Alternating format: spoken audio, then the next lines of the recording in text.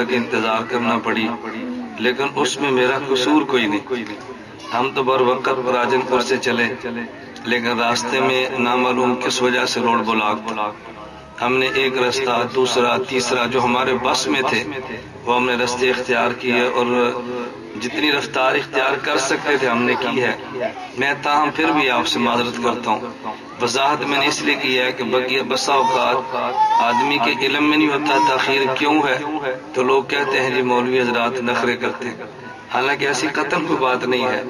عذر تو ہر آدمی کے ساتھ پیش آتا ہے، اور جو معزز اور اچھے لوگ ہیں وہ عذر کو قبول فرما لیا کرتے ہیں، تو ہمارا عذر ہے، اس لیے آپ حضرات سے ہم معذرت خواہ ہیں، آپ اس پہ ناراض نہ ہوں۔ قرآن کریم کی ایک آیت کریمہ ذخیرہ احادیث میں سے 7 احادیث میں نے آپ کی خدمت میں تلاوت کی ہے۔ یہ بات سمجھانے کے لیے توجہ رکھنا، یہ بات سمجھانے کے لیے کہ اہل سنت والجماعت کا عقیدہ بحمد اللہ تعالی قرآن کریم سے بھی ثابت ہے۔ اہل سنت والجماعت کا عقیدہ احادیث پیغمبر صلی اللہ علیہ وسلم سے بھی ثابت ہے۔ اہل سنت والجماعت کا عقیدہ اجماع امت سے بھی ثابت ہے۔ اہل سنت والجماعت کا عقیدہ بطور تائید کے قیاس شرعی سے بھی ثابت ہے۔ چاروں دلائل بحمد اللہ ہمارے عقیدے پر موجود ہیں۔ اس وقت جس عقیدے کی وضاحت میں نے مختصر وقت میں آپ کی خدمت میں عرض کرنی ہے، اس عقیدے کا نام ہے حیات النبی صلی اللہ علیہ وسلم۔ نبی کریم صلی اللہ علیہ وسلم کا دنیا سے وفات پا جانے کے بعد قبر میں زندہ ہونا، اس کا تذکرہ قرآن میں بھی ہے، اس کا تذکرہ احادیث میں بھی ہے، اور اس کا تذکرہ روایات میں اجماع صحابہ میں بھی ہے۔ جو شخص اس عقیدے کو نہیں مانتا وہ قرآن کو بھی نہیں مانتا اور احادیث کو بھی نہیں مانتا۔ میں ایک بات سمجھانے کے لیے عرض کروں گا کہ لوگ قرآن تو کرتے ہیں، لیکن آپ کو شاید یہ نہ بتائیں قرآن کسے کہتے ہیں۔ لوگ حدیث تو کہتے ہیں، لیکن شاید یہ بات نہ سمجھائیں حدیث کسے کہتے ہیں۔ آپ حضرات دیہاتی اور سادے لوگ ہیں، میں بھی دیہاتی اور سادہ آدمی ہوں، تو میں بڑے آسان اور سادے الفاظ میں بات عرض کرتا ہوں تاکہ آپ کو بات سمجھ آئے۔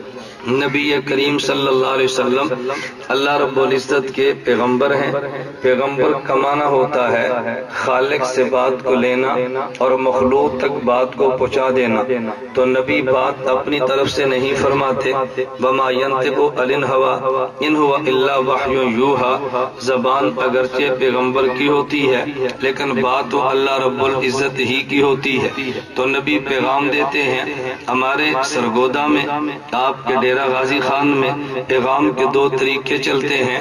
ایک پیغام کا طریقہ یہ ہے کہ جس شخص نے پیغام دے کر بھیجا ہے الفاظ بھی پیغام دینے والے کے اور مراد بھی پیغام دینے والے کی، اور ایک پیغام کا طریقہ یہ ہے الفاظ پیغام لے جانے والے کے اور مراد پیغام دینے والے کی۔ میں اس کی مثال یوں عرض کرتا ہوں کہ جیسے آپ کے یہاں جلسہ کبھی اشتہار چھپوا کے ہوتا ہے اور کبھی جلسہ بغیر اشتہار کے ہوتا ہے۔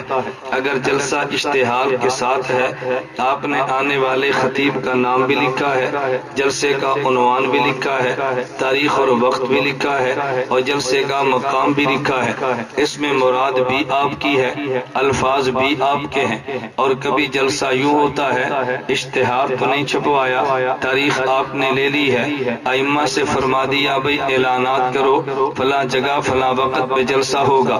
اب ایک امام اعلان یوں کرتا ہے فلاں مسجد میں جلسہ ہوگا، فلاں حضرت صاحب خطاب فرمائیں گے۔ ایک امام اعلان یوں کرتا ہے فلاں مسجد میں بیان ہوگا اور مبلغ اسلام قرآن و حدیث کی روشنی میں بات کریں گے۔ ایک آدمی اعلان یوں کرتا ہے فلاں جگہ پہ جلسہ عام ہوگا، مختلف علماء سے خطاب کریں گے۔ دیکھیں ہر پیغام دینے والے کے الفاظ اپنے ہیں، لیکن مراد تو آپ کی ہے نا جلسہ ہوگا۔ تو کبھی ایسا ہوگا الفاظ الفاظ بھی پیغام دینے والے کے، مراد بھی پیغام دینے والے کی۔ کبھی یوں ہوگا الفاظ پیغام لے جانے والے کے لیکن مراد پیغام دینے والے کی۔ اگر یہ مثال سمجھ نہ آئے تو میں اس سے بھی آسان مثال اور دیتا ہوں۔ آپ شادی کے موقع پر دوست احباب کو جمع کرتے ہیں اور جمع کرنے کے دو طریقے اختیار کرتے ہیں۔ کبھی شادی کارڈ چھپوا دیتے ہیں، دوست احباب تک پہنچا دیتے ہیں۔ اگر آپ نے شادی کارڈ چھپوا کے بلایا ہے، اس میں مراد بھی آپ کی ہے، فلاں کے بیٹے کا فلاں کی بیٹی کے ساتھ نکاح ہے، فلاں وقت ہوگا، آپ تشریف لائیں۔ اگر آپ نے شادی کارڈ کے بغیر بلایا، اس میں آپ ایک بندے کے ذریعے پیغام بھجواتے ہیں، وہ بندہ جا کے اطلاع دیتا ہے۔ آپ کے علاقے کا رواج آپ کے لمحے ہوگا، ہمارے علاقے میں رواج یہ ہے کہ نائی کو بیچتے ہیں، ہمارا پیغام نائی کا ہے، اور نائی جو پیغام لے کر جاتا ہے ہم اپنی زبان میں اس پیغام کو گھنٹ کہتے ہیں۔ دروازہ کھٹکا، باہر بندہ آیا، اندر سے اماں نے پوچھا کہ کون آیا ہے، تو بیٹا کہتا ہے مائی چاچا اللہ بخش نائی آیا ہے۔ وہ پوچھتی ہے کیوں آیا ہے، کہتا ہے وہ گنڈ لے کے آیا کہ چودھری بشیر دے پتر دا ویاہ چودھری نذیر دی کڑی نالے۔ اب یہ گنڈ لے کر آیا۔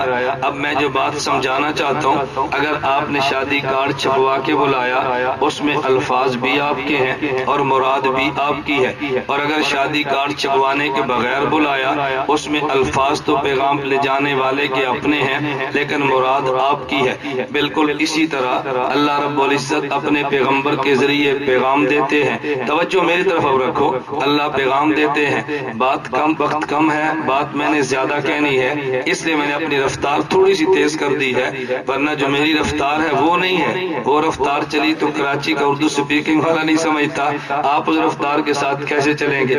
اللہ کا شکر ہے دیوبند کی خطیب دیہاتوں کا ہے، لیکن رفتار ان کی شہروں سے بھی تیز ہوتی ہے الحمدللہ۔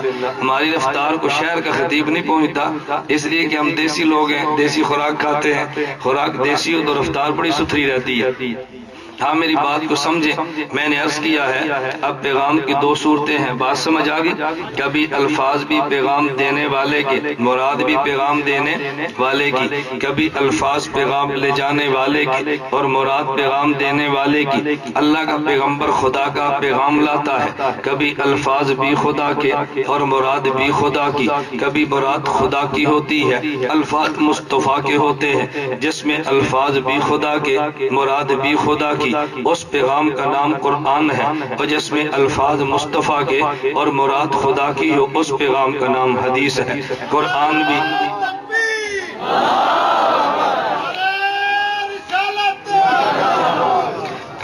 بھی پیغام خدا بندی ہے۔ میں اس کی وضاحت بھی کر دوں، نعرہ لگا، نعرہ رسالت، ایک نے کہا محمد الرسول اللہ، ایک نے کہا یا رسول اللہ۔ تو یہ نعرے میں اختلاف کیوں ہے؟ اس لیے کہ آپ نعرے کا معنی نہیں سمجھے۔ اگر نعرے کا معنی سمجھتے جواب ایک ہوتا۔ کیا مطلب؟ اگر نعرہ لگتا ہے نعرہ تکبیر تو یہ پوچھتا ہے بتاؤ سب سے بڑا کون ہے؟ تو سارے لوگ کہتے ہیں اللہ اکبر۔ جب اس نے کہا نعرہ رسالت تو پوچھتا ہے تمہارا رسول کون ہے؟ جس کو معنی آتا ہے وہ کہتا ہے محمد رسول اللہ، جس کو معنی نہیں آتا وہ کہتا ہے یا رسول اللہ۔ اس نے پوچھا تمہارے رسول کا نام کیا ہے؟ اگر رسول کا نام محمد ہے تو نعرہ رسالت کے جواب میں کہو محمد الرسول اللہ، اور اگر تمہارے رسول کا نام یا ہے تو نعرہ رسالت کے جواب میں کہو یا رسول اللہ۔ اب میں لگواتا ہوں نعرہ تکبیر، نعرہ رسالت، بات سمجھ آ گئی نا؟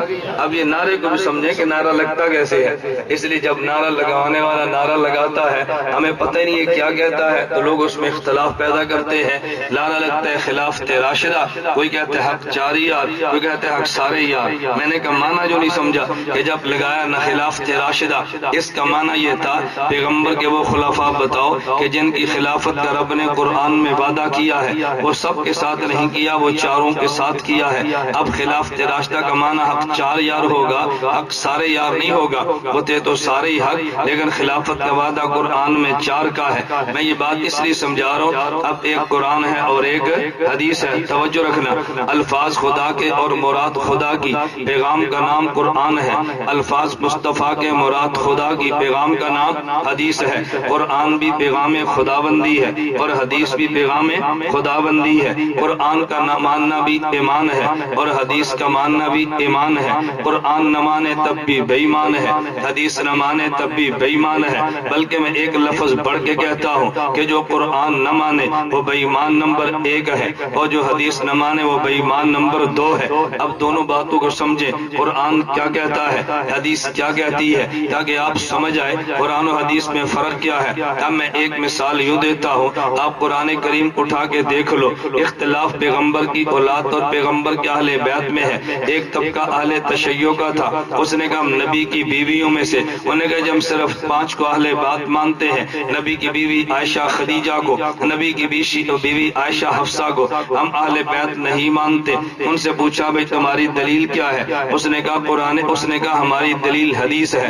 ایک بندے نے کہا نہ ہم پیغمبر کی بیٹیاں اہل بیت نہیں مانتے، ہم پیغمبر کی بیویاں مانتے ہیں۔ پوچھا تمہاری دلیل کیا ہے؟ کہتا ہے میری دلیل قرآن ہے۔ اب ذرا میری دلیل پہ غور کرنا، اللہ نے قرآن کریم میں فرمایا یا نساء النبی لستن احد من النساء، اے پیغمبر کی بیویوں تم میں سے کوئی نہیں ہے۔ اللہ نے قرآن کریم میں فرمایا انما یرید اللہ لیذھب عنکم الرجس اہل البیت، یا اللہ نے اہل بیت پیغمبر کی بیویوں کو کہا ہے۔ تو بعض لوگوں نے کہا پیغمبر کی بیٹیاں اہل بیت میں نہیں ہیں، اگر پیغمبر کی بیٹیاں اہل بیت میں ہوتی اللہ ان کا بھی تذکرہ قرآن میں کرتے۔ خدا نے قرآن میں بیوی کا تذکرہ کیا، اس کے بعد اہل بیت کا لفظ کہا، تو قرآن کہتا ہے پیغمبر کی بیوی اہل بیت ہے، جب بیٹی کو نہیں کہا تو ہم کیوں مانیں؟ ایک اور طبقہ پیدا ہوا، اس نے کہا جی پیغمبر کی بیٹی اہل بیت ہے، حضرت عائشہ اہل بیت نہیں ہے۔ ہم نے پوچھا تمہاری دلیل کیا ہے؟ اس نے کہا جی حدیث پیغمبر میں موجود ہے۔